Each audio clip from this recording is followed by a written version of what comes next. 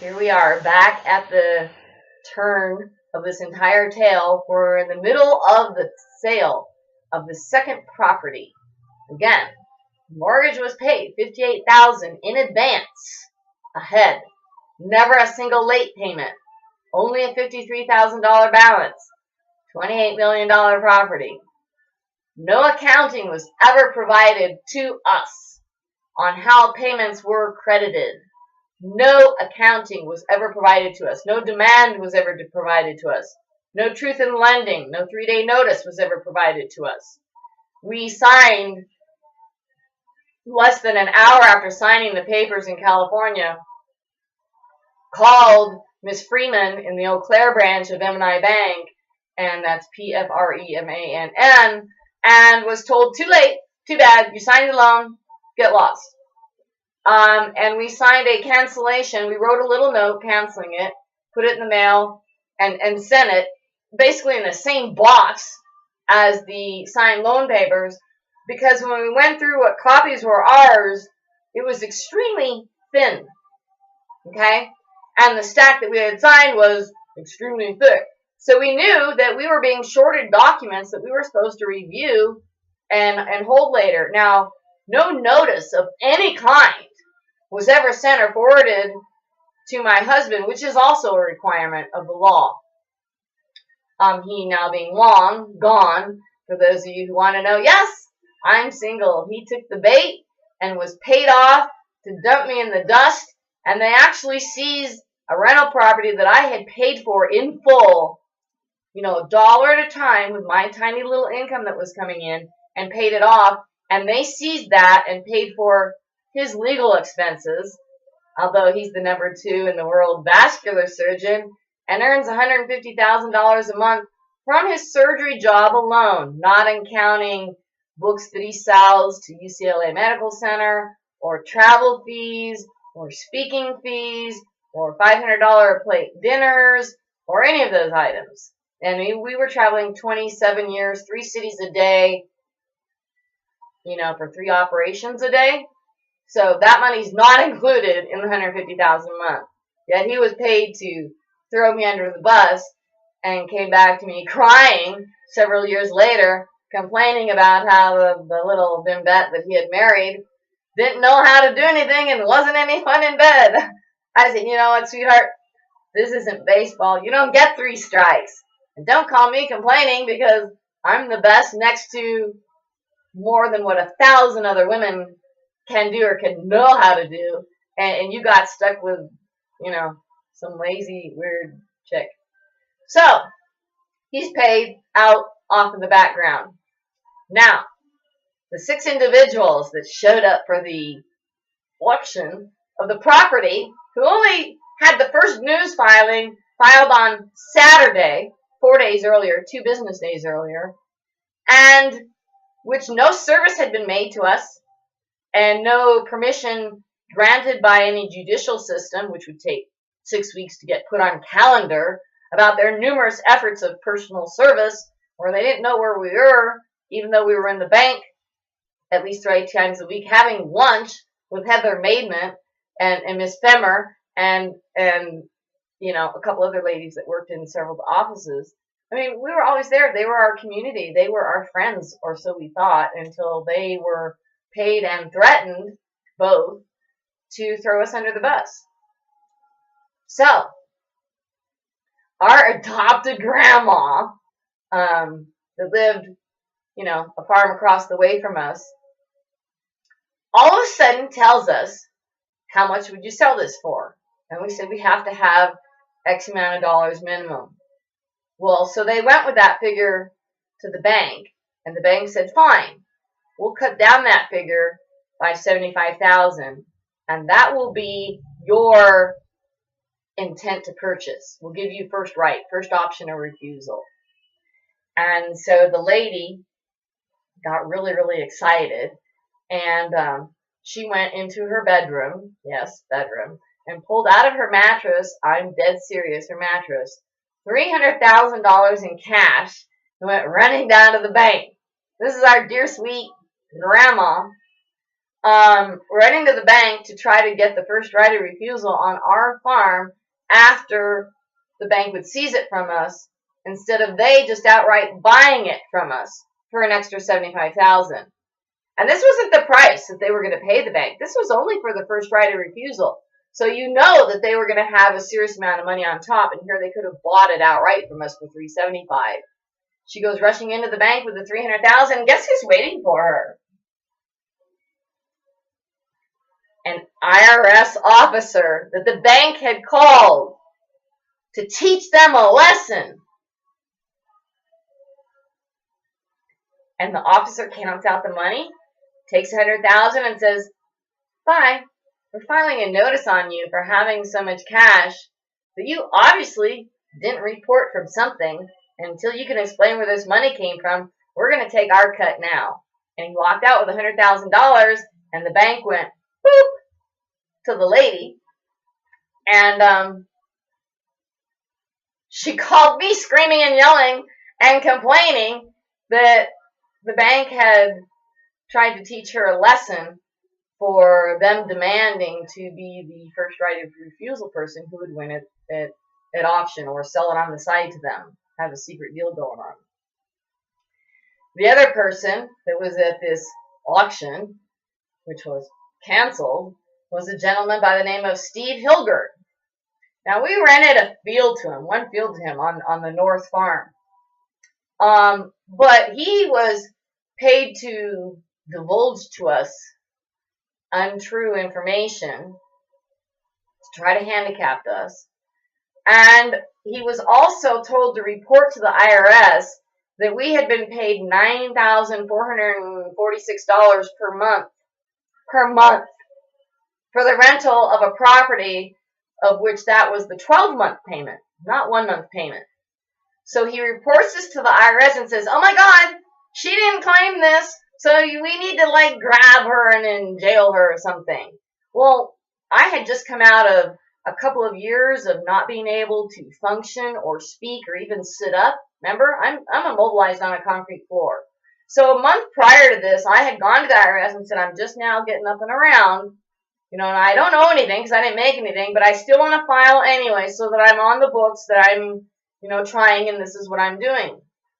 We sorted out that my husband's accountant had basically filed 2 papers in reverse order, which caused a refund on the first one and then an O on the second one against what they said on their face, and left me with $118 balance, pennies. And so I gathered together all that I had and paid it and sent it off, and the IRS officer was extremely nice, pleasant, and very happy that I had come forth, that I had figured out why the shortage existed because of the error of this accountant and how they had filed it, and that I paid it. He took off the penalty, and I paid some of the other interest and penalties that could not be taken off, and voila, we were squared away. It went from $27 to $118 with penalties, but it was done. And so the officer, when he gets this call from Mr. Hilger saying she made $9,400 and whatever dollars a month and never claimed it, he went, "Excuse me, she came to us last month and she's absolutely clean, so we're not buying this." And then I called the IRS officer and said, "That is in my reporting, and it was per year, not per month." So, oh my gosh, after he stirred up all this whoopla trying to get me in trouble, the next month he went back in and refiled, and oops, I said the wrong thing. I didn't really get $10,000 a month. I really got only $10,000 over 12 months. And fixed his error. So he basically was paid to try to get us in trouble, to give us another battle to fight so that we couldn't be in court fighting to save our own home. Thank God the way it happened, as it does for those who believe in God, everything went down for the good, and we got that resolved. So now you have the Pecks, you have the Hilgers, and you have Wogernese, all in there busy and fighting, along with 3 other individuals, and they fought to make their bid on the property. The sheriff, Kowalczyk, walks out and says, "Oh, there's some legal things going on. We got to fix these first, so the sale's called off. We'll have it in another time." Well, The sale never took place at another time.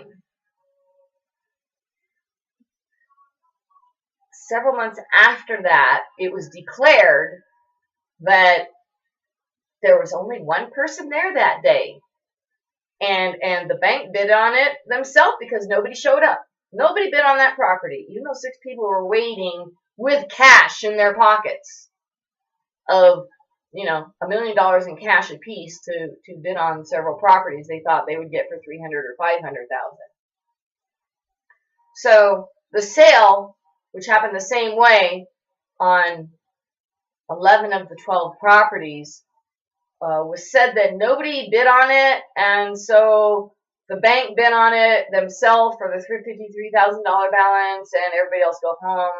And then it was sold through the back door. We were never told who the secret buyer was, Wogernies, until we fled for our lives, literally, and went running off to Wyoming. We were told that if we appeared in a courtroom again, we would be shot and killed or jailed. As we were speaking to the judge via a phone hearing, Mr. Anderson was in the background of Anderson and Anderson, who used to be our attorney, by the way. And he was screaming, "Tell her if she shows up in this town, we're going to jail her, we're going to kill her." And see, I originally got my advice on how to set everything up from the very beginning by an attorney named Joseph Meir of Meir, Anderson, and Garvey. Now, at the hearing, Anderson was specifically asked, "Where is Joseph Meir?" And he said, "I'm sorry, Your Honor, but that attorney is no longer with us." And went on with these wording and connotations and stuff that everybody was saying, "Oh, he died? We didn't know he died." And no word of correction was ever breathed. Now, by accident, I went to a credit union in town, RCU Credit Union, and I explained my situation, and they said, "Okay, well, we'll have to have our on-site attorney analyze your trust." It's a Mr. Meir, Joseph Meir. I said, "He didn't die?" That other attorney said he died in court. He just said he died. And she said, "No, he works privately just for us, and all he does is sit in a little office where nobody ever sees him or meets him, and he analyzes people's trusts and then tells us what to do on these people's trusts." This was the man that advised me completely on all business, personal, marital, everything. And now that firm has changed its name from Meir, Anderson, Garvey to Anderson and Anderson, and they used all the information that Joseph Meir gets by looking at all these trusts on how to attack them legally and seize their property. He's working under the table from home for this RCU to analyze the trust of every person in town and feeding all the information, although at the time I was at the Anderson Garvey Meir firm when Mr. Meir met with me. And I wrote him a little letter back at the time, which I even presented to the court, where I made a little play on his name and said, "You're the Meir that's going to help us," and so forth, and presented it to the court to show that I had been at that firm with that attorney, and now they were representing the people that were trying to take my property from me, and it was completely just ignored. There were several other meetings where they had the attorneys and Wogernies and the judges, and I was not notified, nor allowed to be present, nor asked to be present, which amounts to an illegal impromptu hearing, ex parte, which happened without my presence. So if I'm forced to be the own attorney on this matter, a pro attorney, then why was I not invited to the attorneys' meetings where they decided certain outcomes? And they mandatorily made an attorney represent my child. And he showed up at one hearing, and he delivered one letter to the court, which said that I knew, and I admitted, and I accepted, and da-da-da-da. And I wrote a letter back to the court immediately saying, "I never said any of these things. He demanded to meet me. He explained to me, I've been demanded to be your daughter's attorney. I said, we don't want you to be our attorney. I left, and all of a sudden all these other, admissions were in this document that was delivered to the court, which was never said by us, and which was immediately, as you know, has to be immediately refuted within 30 days or is accepted as a fact of law. And we did such.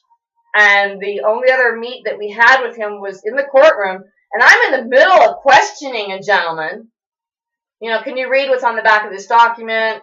Read this to us, tell us what it says. And the guy's looking at it after, supposedly signing 100 loans a day, and he has no idea what it says.